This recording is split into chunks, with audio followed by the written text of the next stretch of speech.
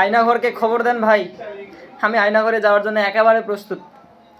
একদিকে বন্যা লীগ, তারপরে হচ্ছে আপনার শ্রমিক লীগ, ছাত্রলীগ তো ছিলই, পুলিশ লীগ তো গেছে, এখন আনসার লীগ, তারপর হচ্ছে আপনার ওই যে পেট্রোল চালিত রিক্সা চালক, এখন আবার গার্মেন্টস কর্মী, মানে সব কিছু মিলে এক মাসের মাথায় মানে দেশকে কিভাবে ধ্বংস করে দেওয়া যায় সেই পয়তারা তারা করছে। শেখ হাসিনাকে আসতে দেন, 24 দিন শুনলাম, 24 দিন শুধু আর ক্ষমতায় আছে ভারতের, এরপরে উনি আবার দেশে আসতে চাই, দেশে আসলে তো ওনার বিচার হবে, এই জন্য উনি দেশের মধ্যে করবে।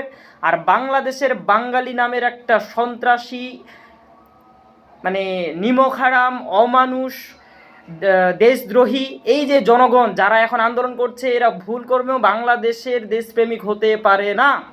তারা এই দেশের সব থেকে বড় শত্রু।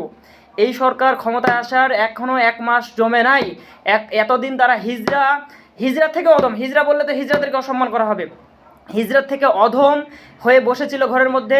আরে ভাই, এই যে কি বলে অটো চালক, এগুলো যারা ছিল, যারা এরা তো চাঁদা দিয়ে আপনার 300 টাকা ইনকাম করলে 200 টাকায় তাদের বেটাদেরকে চাঁদা দিতে হতো। আজকে তারা এই আন্দোলন করতে গেছে দেশকে অস্থিতিশীল পরিবেশ করার জন্য। এরা অমানুষ। আমি বলবো ভাই, আমাদেরকে হয় আয়নাঘরে পাঠাই দেন, আর নয়তো ভাই এই যতজন ছাত্র আছে সমস্ত ছাত্র আবার নাগেন। আপনারা শেখ হাসিনার মতো একটা সন্ত্রাসীকে যখন দেশ থেকে বিতাড়িত করতে পারছেন, যদি ছাত্ররা যখন আমরা এসেছিলাম পুলিশের বন্দুকের গুলির কাছে যখন আমরা মাথা নত করি নাই, তো এরা তো কিছু যায় আসে না। হয়তো ভাই আপনারা আবার ডাক দেন, এই দেশে 6 মাস কোনো ধরনের আন্দোলন হবে না, এরকম করে একটা প্রজ্ঞাপন জারি করেন, আর নয়তো আমাদের সবাইকে আয়নাঘর পাঠাই দেন।